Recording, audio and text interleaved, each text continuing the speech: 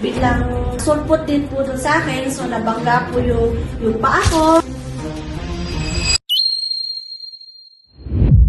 Ako nga po pala si Ellen Fernandez, taga Zamboanga City, 46 years old and a plain housewife po ako.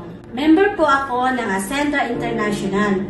Kung paano ko po nakilala si Ascendra is may nag-introduce lang po sa akin about Ascendra at nagtiwala po ako 100% na makakatulong po ito sa akin at sa aking pamilya. And ang pinili ko pong package is Associate.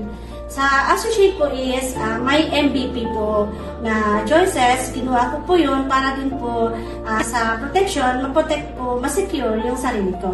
Ikukwento ko po sa inyo kung ano po nangyari sa akin.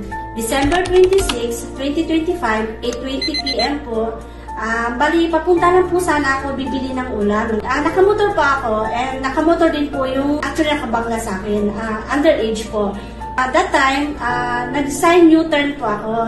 So, hindi nila napansin na may sign U-turn ako. Ang marunot po bigla yung motor kasi nga daw, ang sabi nga nila na nawalan daw din po sila ng brake at hindi daw po nila napansin ako. Kaya po, biglang sulpot din po dun sa akin. So, nabangga po yung paa ko. Pagkatumba din po ng motor din sa paa ko. Kaya, ito po yung nangyari sa akin. After nun, dinala po ako sa ospital. 4 days po ako nag-admit.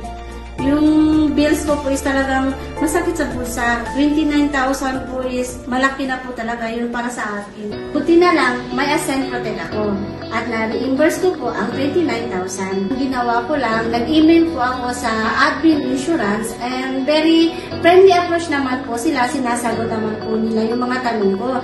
At sila na rin po nagpapalo up ng status ng claim ko. Malaking tulong ang pagkakaroon ko ng insurance dito sa Ascendra. Dahil doon, nabigyan ko ng protection ang sarili ko. Ang mensahe ko lang sa kapwa ko Ascenders, kung wala pa po silang insurance, sana magkaroon na rin po sila ng Ascend Protect para po maprotektahan yung sarili nyo, pati na rin ang pamilya nyo.